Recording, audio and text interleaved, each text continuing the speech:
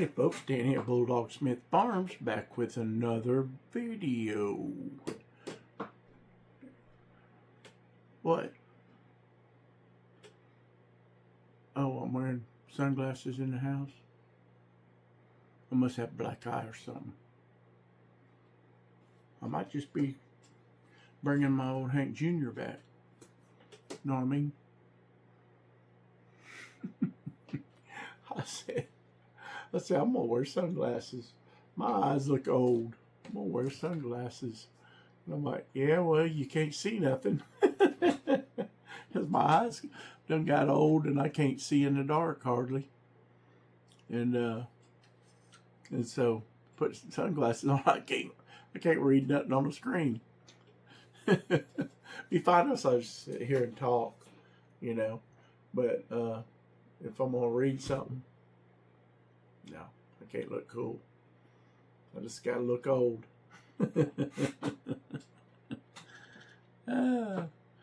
Hey, I'm going to talk a little bit today. And I'm going to intersperse these things with knife videos and stuff. We'll get back. I'm going to do knives. I'm fixing to do some knives here. But I'm gonna intersperse these things. I don't know, at least a couple times a week, and I'll put them over on my other channel. But if they, you know, aren't divisive or something, I think I'll put them over here. And if they have to do with knives, like, you know, I did the video about Black River, and you know, it was kind of about faith and how we should respond to things. But what made me think of that was it was in light of what was going on with Bark River and just stuff going on in the comments, people being angry and upset and everything. So I had this idea days ago, and I just, you know, there's a lot going on. And man, if I just have one or two things to do during the day, it's hard to do the rest of it and spend any time with people. Oh, you want to see? You know, I found my old bulldog ring I've had since like 1990 something. Had diamonds put in his eyes back then. When you could afford to buy something gold. Good Lord. Goodness gracious. I had my wedding ring made in Ireland.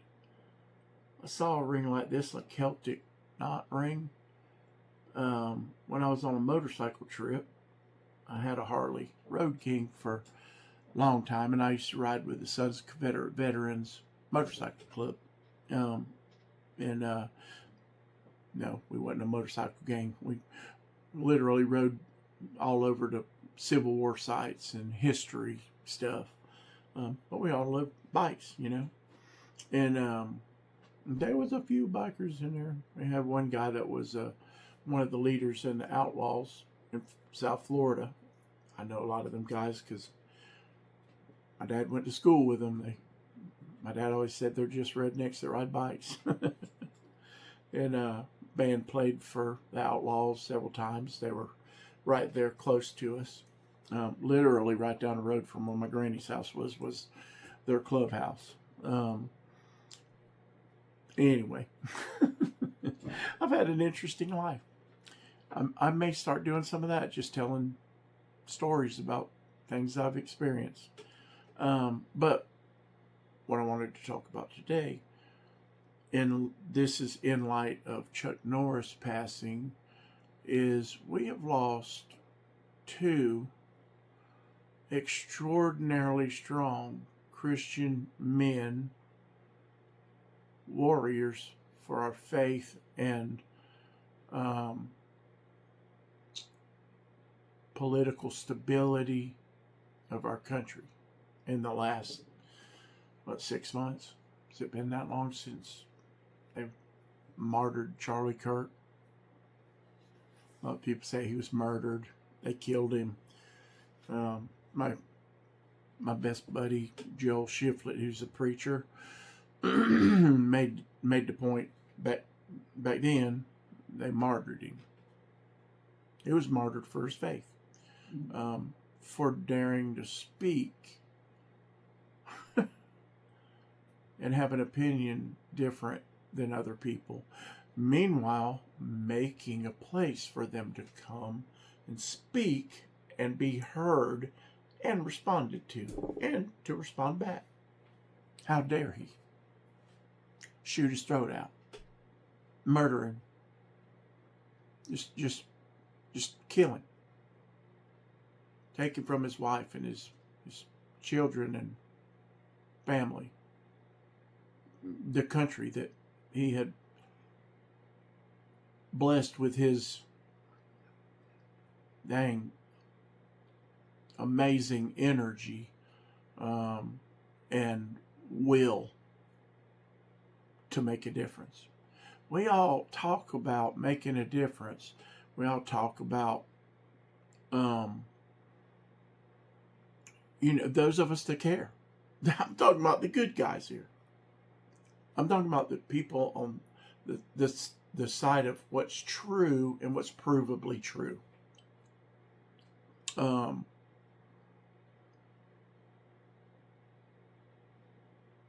The good guys. We say, this is insane. We got to do something. We really don't know what to do we? What do you do? This thing's way past easy fixing.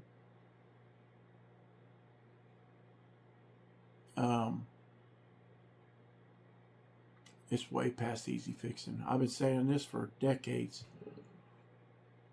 Guys, there's coming a time when there ain't going to be no good choices. There ain't going to be no easy choices.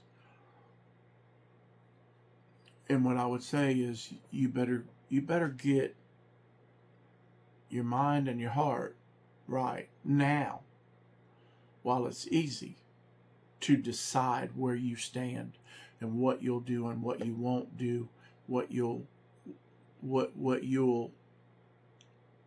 cede to. Because it's not going to get easier.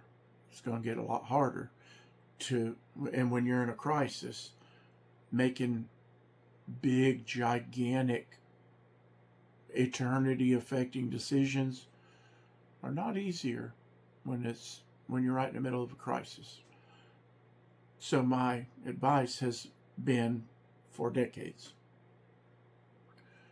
get right with the Lord, decide where you stand, practice those muscles of saying no, of just standing still and not being pushed off of the rock of truth, which is Jesus. You got to decide where you stand. Where do you stand?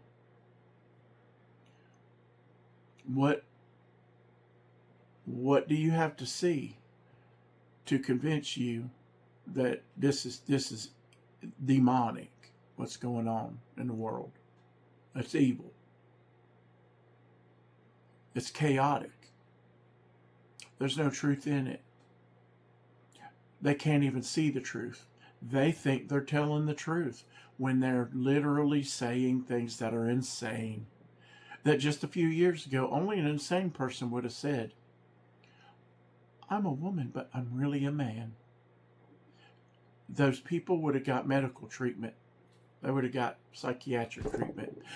As a matter of fact, it ain't been very many years, just a few years, that was still called a mental disease by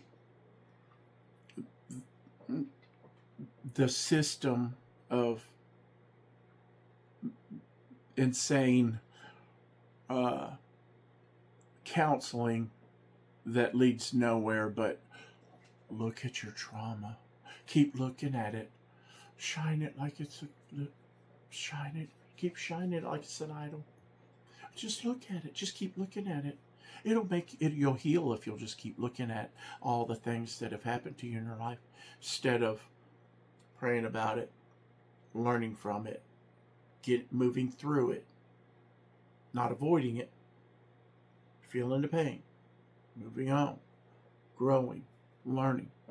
Just stay right there in it. Just stay in it.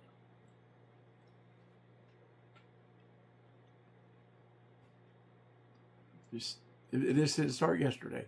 It's been 150 or 200 or well, it's a plan that's goes back to the Garden of Eden. You can't find a time. The only time you can find where this evil wasn't working towards this is before Eve met that serpent, and he was working then. He just didn't enter the story yet. So it's not exactly what I was going to say, but I think it's important. And we lost Chuck Norris, who, an amazing man, and a Hollywood system that I used to would say borders on demonic. I think they're full demonic. And I think they have been for a long time. You hear the stories of Corey Feldman. I can't remember the other Corey's last name, but the two Coreys, and the child abuse and men raping them, and this was the price for fame. There's this evil stuff going on. It's demonic, y'all. And Satan's behind that. But, paragraph. Chuck Norris. Carlos Ray Chuck Norris. What a man. 5'10". I'm 5'10". People, when you're 5'10", and they're 5'11", 6 foot, they look at you like, you ain't got nothing. I got you by a couple of, but look, you got short arms. I got reach on you. And they don't consider that heart, that bulldog in there. They don't know about that. Till they're in the floor. Till they get knocked in the floor, then they go, oh. Like I told you, let's just be friends, because you were going to regret messing with me. Chuck Norris was bad. 5'10". Wasn't no big linebacker. No big old defensive lineman. 5'10". Actor, martial artist. I think he won the martial arts championship, world championship 5 times, I believe. In movies with Bruce Lee. They keep naming Walker, Texas Ranger. Of course, I mean, that's recent, and it was hugely successful. And Way of the Dragon. That's the two I keep singing. He was in so many movies, and I'll tell you, and probably most people don't even know this one. First movie I ever remember seeing of his, I was like 10 or maybe 12 or something, and it was A Force of One. I need to look that up. It got me. I like Chuck Norris immediately. He was the good guy in the movie, and I believe the way it went was he was an undercover detective. Maybe he was after these drug dealers. We're talking about the 80s and early 80s, and cocaine and pot and pills were rampant. Drug dealing was, at a peak. I've got a lot of stories about that. I lived a lot of that. It's one of the reasons that I'm a Christian and didn't drink, didn't do drugs when I was in school or any of my life, was because I saw it close up. And the Holy Spirit was always speaking to me and pulling me away from that stuff. But I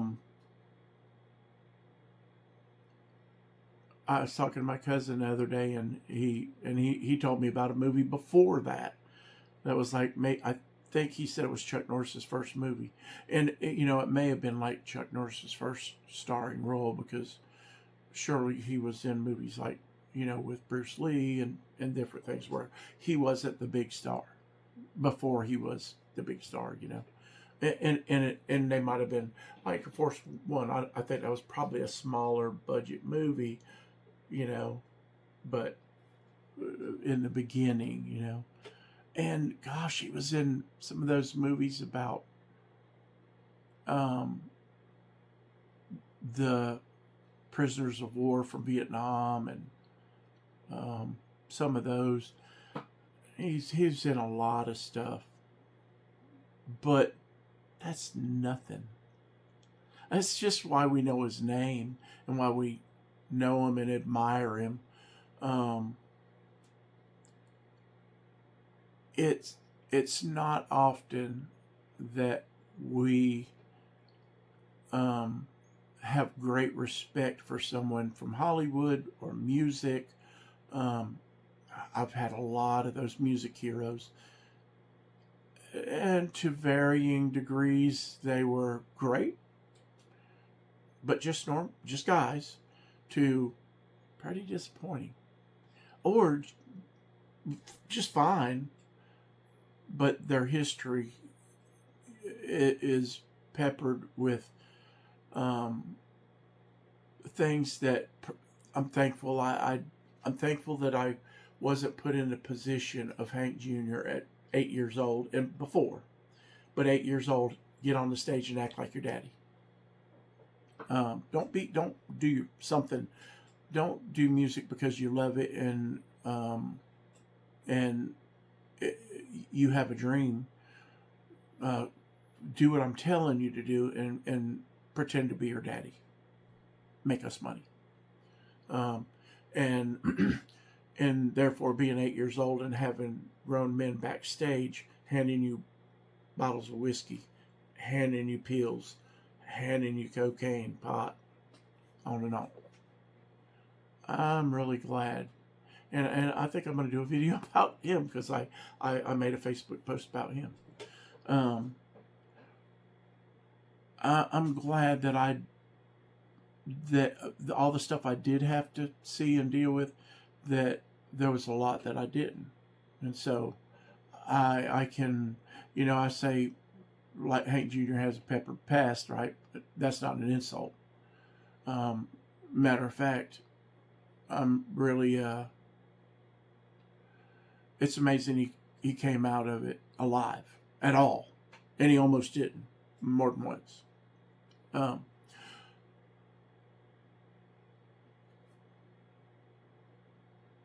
So Chuck was 86. And people are like, oh, he had a sudden medical emergency, and like, he was 86. Yeah, but he was Chuck Norris. He was 86. He's 86, y'all. People die people die when they're young. I don't care how good a shape you're in, you're going to die someday. And 86 it's a pretty good run. It's a real good run. I had a few things pulled up here. Born March 19th, 1940 in Ryan, Oklahoma. Some of these things, you know, it's like, I think I remember knowing that, but I don't know if I know it right now, but it seems like I remember that. Died March 19th. That's 8 days ago. 2026. He was 86 years old in Kauai, Hawaii. I did not know that. Did you know that he died in Hawaii? In my mind, I'd assumed his home was here in the West somewhere. You know, he had some horses, and, you know, that's just I guess, you know, you just kind of don't really think about it. It's just like, oh, it's kind of in the back of your mind. his spouse, his first wife, was Diana Holchek or Holacek. I don't know how you say it, but I got an E in there. She was born in 1958, died in 1989. 58, 68, 78, 88, 31. Somewhere in there, right there, 30, 31. Man, that's young. My wife Selena was 40 or 30 years old. Let me think. I was 40, 50. I was 50. She had just turned 40. Just gone one day.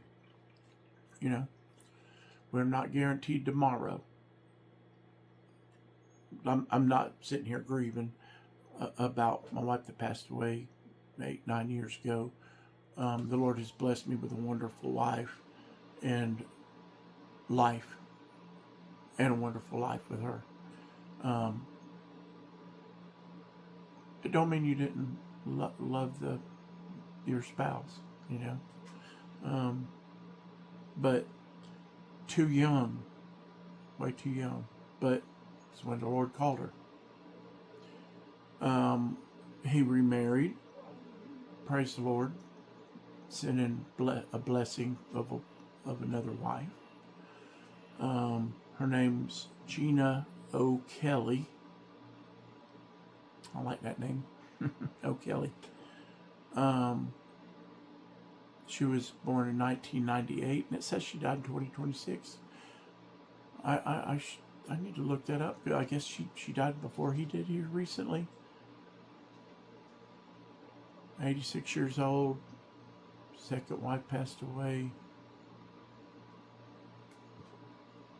I don't know. I'm going to have to look that up because I don't know that they didn't just put 2026 there because she's still alive. You normally don't do that, you know.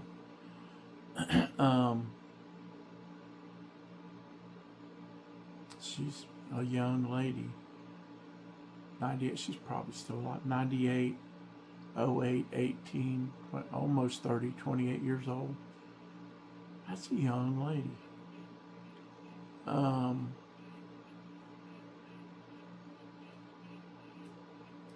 His children are Dakota Allen Norris, Eric Norris, Dana Lee Kelly Norris, Dinah Norris, and Mike Norris. And they're missing their dad today. It's just their dad. He's not Chuck Norris, the superhero. He's dad. Siblings Aaron Norris and Wyland Clyde Norris. He was 5'10". Grandchildren Greta Norris, via Mike Norris. Okay, so Mike Norris is Greta's dad. I love that name, Greta. I knew a little girl when I was a little boy. I was probably 14, and she might have been 12, something. And I thought she was beautiful, and her name was Greta. And Hannah. I had a Hannah. You associate those names. You're like, oh, that's a pretty name and a pretty girl. And you're 12.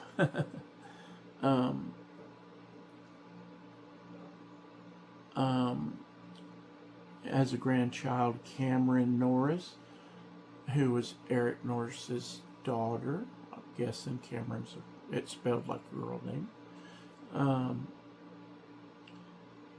And his parents were Wilma Scarberry and Ray Norris. He did a lot of martial arts, did a lot of different forms of martial art. He created one. He did karate, taekwondo, and some of these I may not pronounce them right, Tang Soo Do. And he created Chun, let's try to say this, Chun Kuk Do. Brazilian Jiu-Jitsu, which I've heard of, and judo, of course. He created his whole own, which most, masters like that do. They put together everything they know and combine it.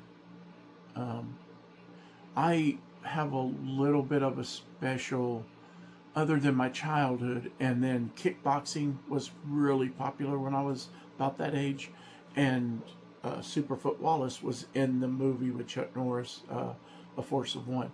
Got to know who they were within the karate / kickboxing world at the time. Superfoot Wallace was like a kickboxing world champion, and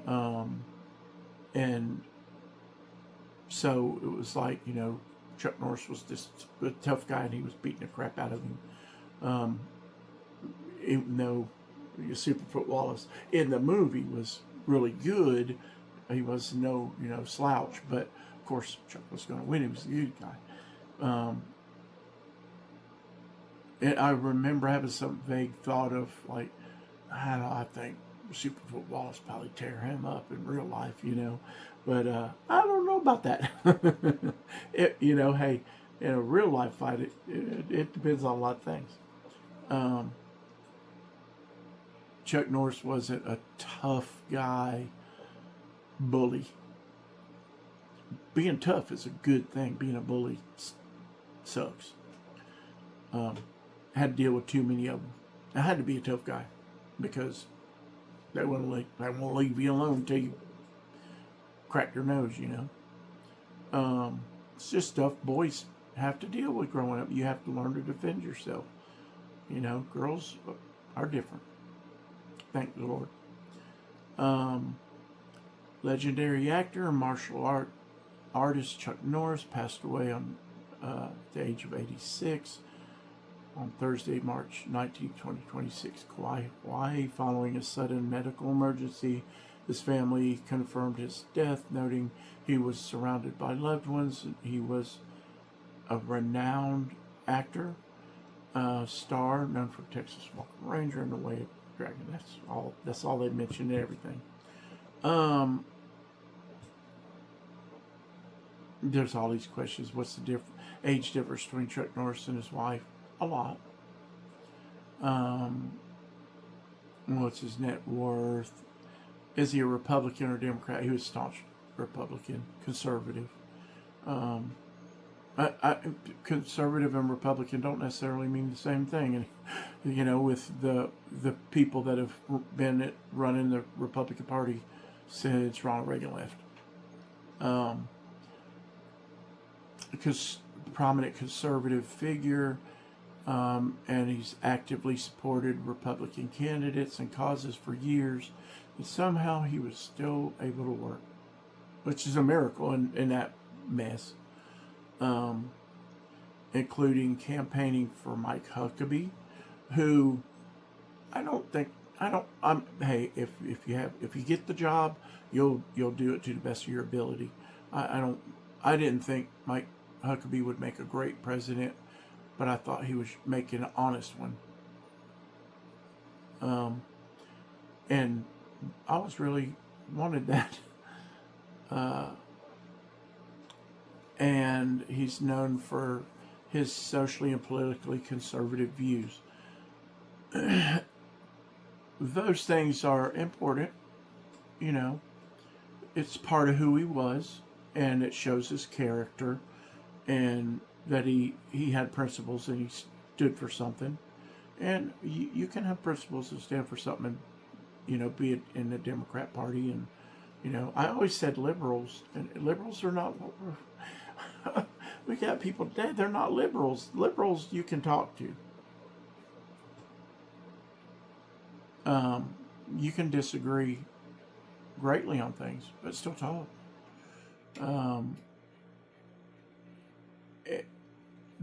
The most important thing to me was his faith, and I had something pulled up the other day about that.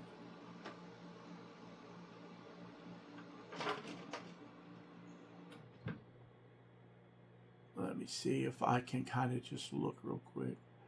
I may just have to look it up, because I think that's what I did the other day, just to remind myself. Because, you know, you're going off of things you know and you've heard and you've seen over years. And so, especially with my memory, I'm like, yeah, is that right, or did I dream that?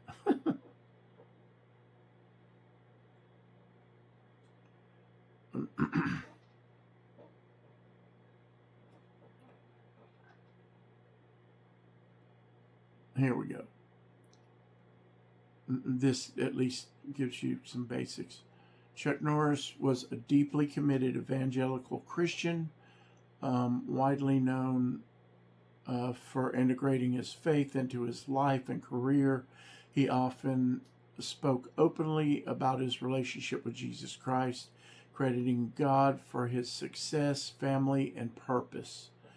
He was considered a staunch conservative and a man of strong biblical virtues and values, who used his public platform to encourage spiritual discipline and integrity. Hey, all the stuff they probably put in his obituary, that right there, most important thing. That is his belief and his faith in Jesus Christ, and his willingness to stand for something, and stand for his faith, and stand for principles that people in the United States and Europe, until recently, they're starting to find out, live under auspices of benefit of this country being a Christian nation, and being founded on biblical principles, biblical government structure, on and on. And they live under those benefits every day, while giving no credit to where they came from, or not even knowing or caring where their freedoms and the fact that you won the lottery when you're born in the United States. I talked to 2 guys from Turkey the other night on my live, and a guy from India, and I could tell every one of them was just almost like, can you please help me get to America? Well, I think the young fella in India, and I had him email me, and I answered him back today, and they're like almost exactly on the other side of the world from right there in China, like, you know, so like exactly 12 hours apart. You know, it's like night here, day there. He was like, it's terrible here. And what's it like there? And if you come there, what's it like to get a job? And what kind of money do you have to make to survive? And asking, and my wife taught online classes, and a lot of it was English, learning English and stuff. And so she had a lot, and a lot of them were women. Some of them were men, but a lot of them were women, because they're in the Middle East and stuff. And so probably the teacher had to be a woman, but they're in a lot of them in Turkey, some in India, some in, like, you know, Pakistan stuff, and no freedom. Turkey's supposed to be like, oh, it's Western. No, they've been turning that thing. They've been turning that ship into the Muslim waters for a long time here, since Barack Obama was president, and the first call he made was to their Muslim president over there. Very first call. Good Christian man. Good Christian man. Couldn't tell you what being a Christian means, but I mean, he could tell you what a Muslim thinks about Jesus. He couldn't tell you what a Christian thinks about Jesus. But he was a good Christian man. And all the terrible stuff that happened from him being president, it's just coincidence. It's like Joe Biden. It's just coincidence that the economy crashed. That's coincidence. Anyway. Um,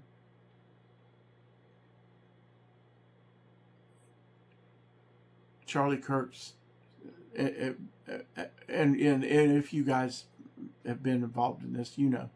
But if not, maybe not. Um, he was asked in an interview, if you could be remembered for one thing, what would it be? And he said, the strength of my faith. I want to be remembered for my faith and my love of Jesus Christ. That's about it, you know.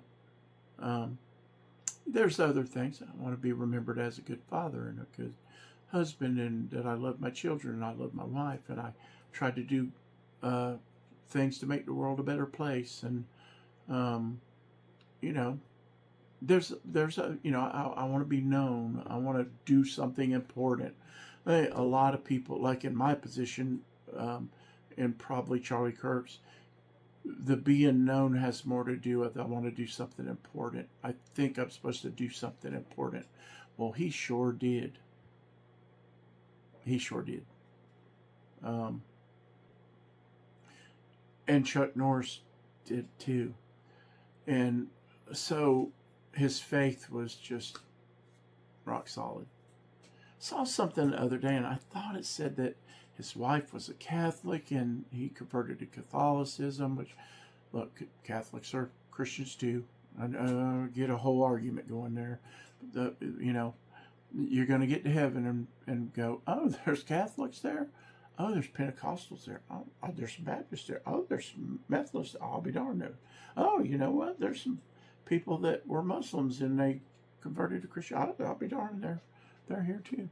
I thought that person would. I never thought that person would be here, and they're looking at you like I never thought you'd be here either. All right, you know.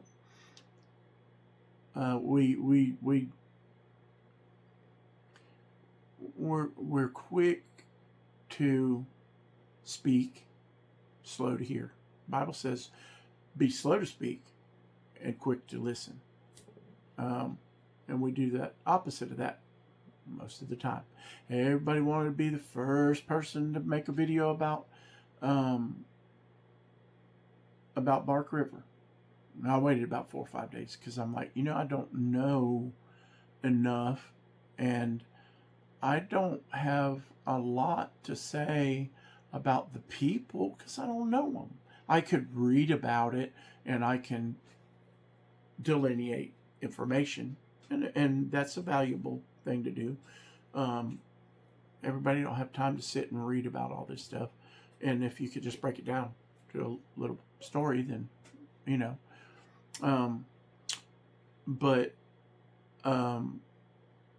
I made a video when I had something to say that I thought was relative to the conversation that was going on, and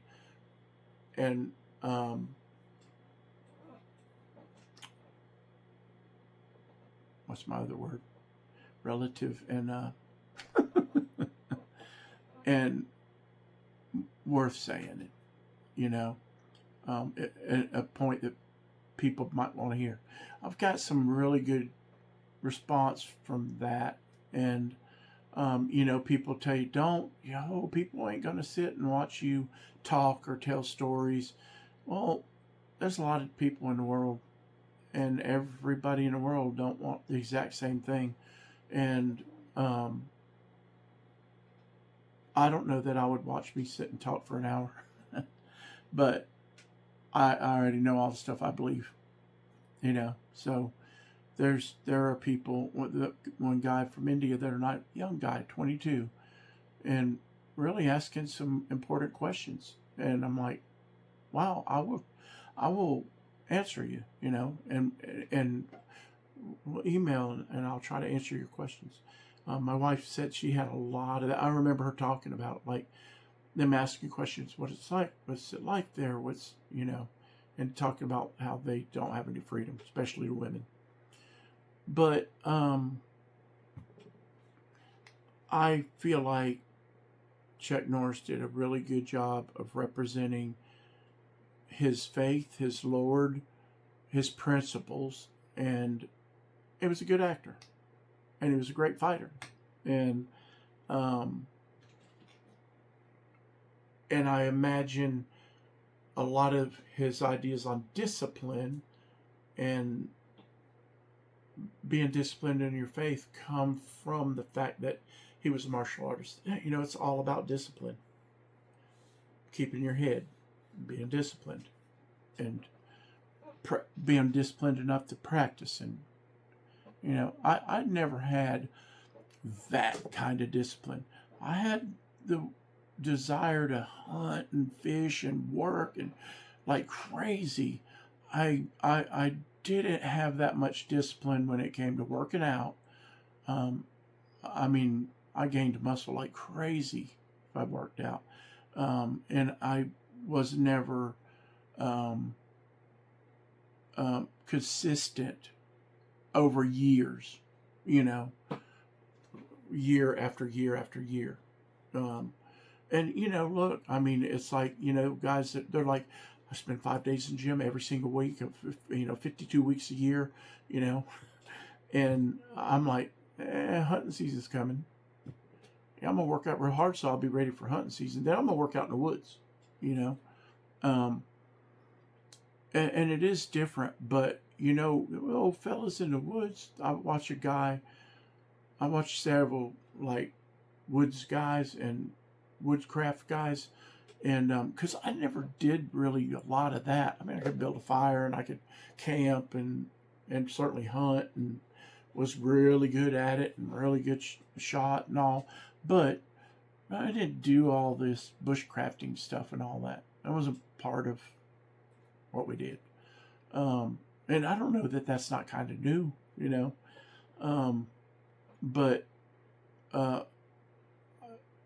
this one old fella said, there's no such a word for workout when you live outside and in the wilderness, because just life is workout every day. You know, walking, toting, dragging, cutting wood, you know, carrying logs, just working. You know, when you work a hard physical job, it keeps you in shape. It also hurts your body, but it keeps you in shape. Working out hurts your body too. I'm watching one of the a black conservative commentator that I watch today, and he had to have hernia surgery because he hurt himself working out. You know, picking up a big old log and getting a hernia, or like my dad trying to pick up a trailer that was too heavy, trailer tone. And I have a hernia, and I don't know what from, but probably somebody being on my back and me just being like, no, I don't care how much it hurts. I'm lifting them off the ground and throwing them, you know. Probably one of them.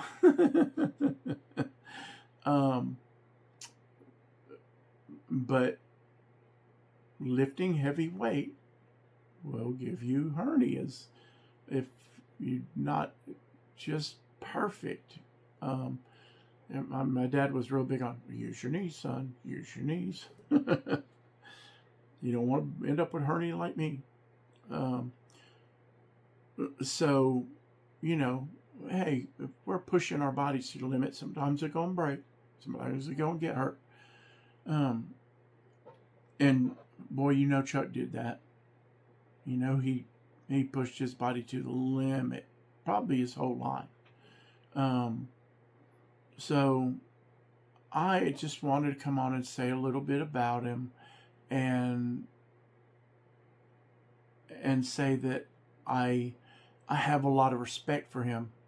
I was going to say I had a little connection to him because my buddy Don looks so much like him, and workout fanatic, always in great shape, you know. You can think, and I have, people are just born with that body, and some are, right? They're smoking cigarettes and drinking beer, and they look great, you know, for a while. But some people earn that body, you know. Most people, I would say more people than not. I earned mine too. One slice of pizza and a hamburger at a time, probably. Um, and but I always kept my, you know, I had a swing, about a 20-pound swing, but but I didn't get real heavy until I got really near death sick a bunch of times, and it just kept adding up. And I've lost, let me think here,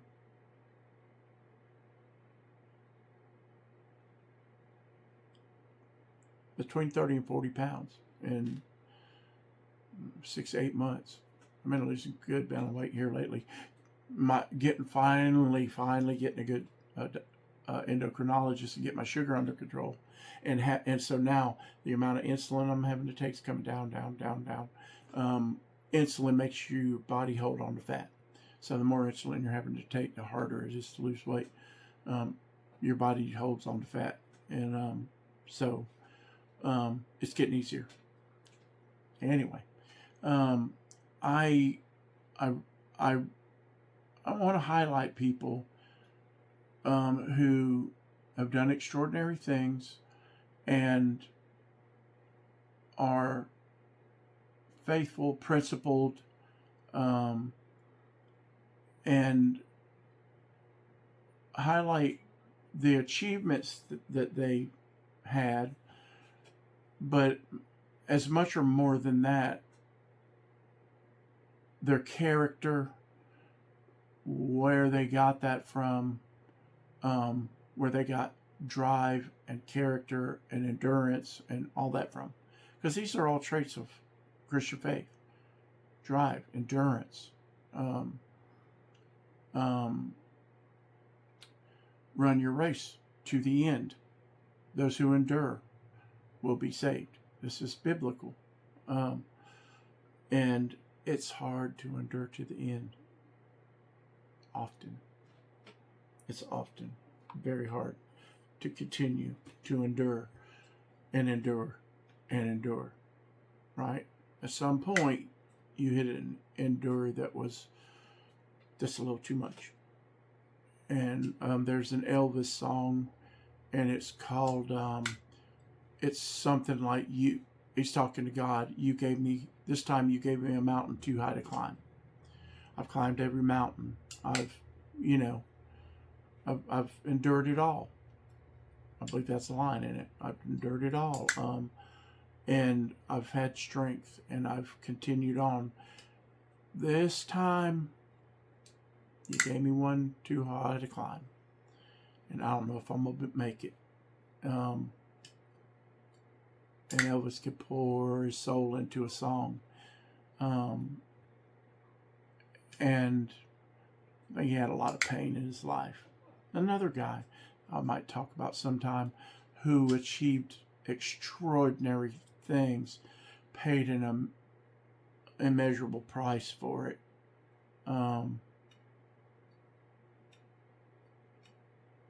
You wonder if you'd go back to being little Elvis and go, I'm not doing that music thing. I'm going to go be a carpenter.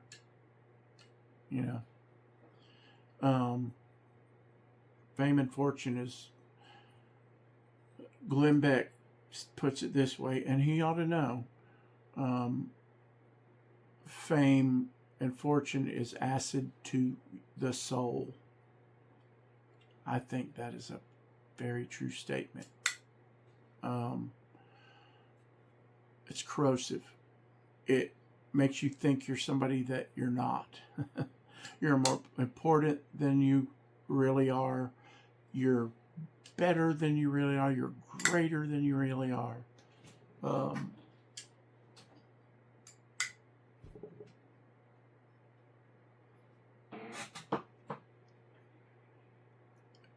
Jesus said it's harder for a rich man to enter heaven than for a camel to go through the eye of a needle. There's a lot of just disagreement about exactly what that means. But it means it's hard. It's really hard. It's not impossible, but it's, it it it it can't mean an actual eye of a needle, right? There's a gate called the eye of the needle, and you had to unload your camel to get through the gate because the gate was too low for a camel to walk under loaded. That makes more sense. It's really hard. You gotta drag all this stuff that you loaded on this camel off, and then move 20 feet and load it all back on them. It's really difficult. That makes more sense to me. At least that point is made better. It's not impossible, but it's really difficult. Because the more you have to hang on to, the more you hang on to this world, the harder it is for you to hang on to the Lord. This is just true of every one of us. If things are more important than people, it's really hard to hang on to the people. If things are more important than God, it's really hard to hold on to God. If people are more important than God, it's really hard to hold on to God. Being a man and adoring your wife, I adored my first wife. I wouldn't have married her if I didn't. I adored my second wife. I wouldn't have married her if I didn't. I adore my current wife. Hopefully my last and only ever wife. Because I've lost too many people. It wasn't, I was a kid that said, I'm going to get married one time. And my older cousin Karen said, baby, it's not always up to you. Those words came back to me when my wife had an affair and ran off on me. Wasn't up to me.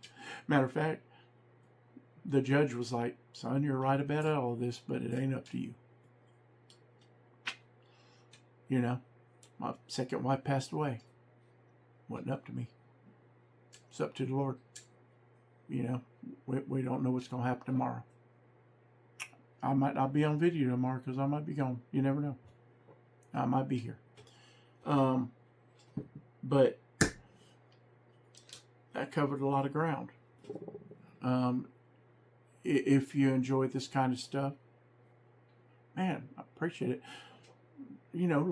Hit that like button. I need to start saying that. Hulk, smash that button and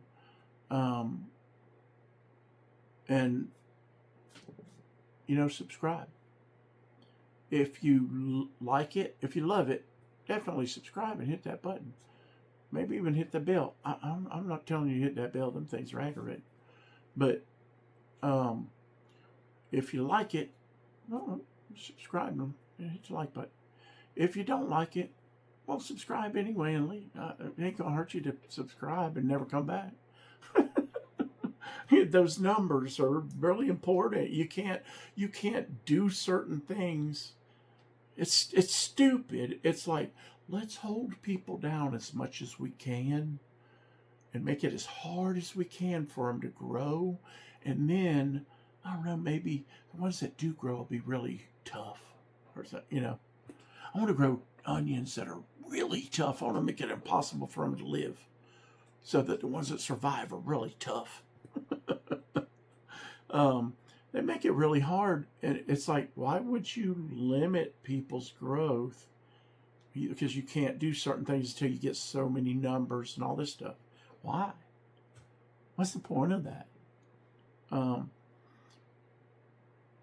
Because they're things that would help you grow. But, look, like I said, this isn't like a life and death, I got to make a living situation or anything. So I probably won't never make no money on here, and that's fine. But I want to be able to do the stuff I want. I want to be able to have lives. I want to be able to, what's something else you can't do unless you get to 500 subs. You can't, like, I've got a merch store. I just opened my merch store. Well, not quite. hour and 55 minutes, my merch store opens. I set it for 8 o'clock. Bulldog Smith Farms on Fourth Wall. And I'm going to put links under videos. I need to figure out how to do my link to Amazon too. Not that I have anything for you to buy, but maybe you buy a knife over there or something. Or anything. Do you know that I didn't know this until I was taught this by like people like Chris Professional Dad and stuff, and other people that I used to watch all the time that did tool deal videos. Let's say you go to the Home Depot link because the guy showed you a deal on there, and you went through his link and went to Home Depot, and you didn't buy that tool. You bought a lawn chair, right? He gets a little tiny penny off of that lawn chair. Anything you buy. And so it don't cost you nothing. And so it's like, why don't we just go through one of our friends' links all the time before we buy something? You don't think of it, do you? I don't think of it. I'm trying to think of stuff more. And there's a lot of times that I buy something, I'm like, I could have went through the VA thing and saved money on that. Why didn't I do that? Got to try to remember. But you can't put your store under your video until you have 500 subscribers. I had 202 like 3 days ago, and I hadn't done any videos like a week and a half, and it slowed down. It just like stayed. I think it was up to 203. Like I gained one, and since then, like 3 days, I'm up to 223. So like 20 subscribers in like 3 days, and like yesterday was like 9 of them or 10 something. So the hitting the subscribe button and the like button definitely matters, and nobody's ever explained it. They just said it helps the channel, and I'm like, okay, you know. So it's like a habit to me. Like I click on a video and I hit like, click on a video and hit like, click on the video and hit like. I just automatically, I like stuff. I probably like stuff that I don't even like, that I turned it away from. But it's just because I'll forget to hit like if I don't do it right away. I know I have bad memory, so I make plans to get around that. But I hope that you guys appreciate every day with people, because we're not guaranteed our next breath, much less tomorrow. And so appreciate it. And you young guys, time goes by fast. I was 20 about 10 minutes ago, it seems like, and playing music and being cool, and riding a Harley, and you know, time goes by fast. My pop told me it would. He was right. So y'all remember, keep your powder dry and your blade sharp, because we are definitely living in some perilous times these days. And don't know how it's going to come out. I have some suspicion, and I may talk about that more over on on Danny Link's Calling, because it gets in depth, you know, with scripture and stuff. So, and I probably put this video over there too. Some of them I'm like, they just kind of apply. They cross-pollinate, you know. So y'all do that. Until next time, and I will see you then at Bulldog Smith Farms. God bless you, and I hope that God gives you everything you need and some of what you want.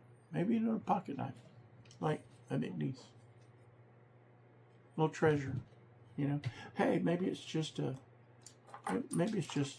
little case of peanut, you know, little butter bean. You know, to each his own. I like them all. I like too many. But y'all be blessed. And I will talk to you next time at Bulldog Smith Farms. Bye.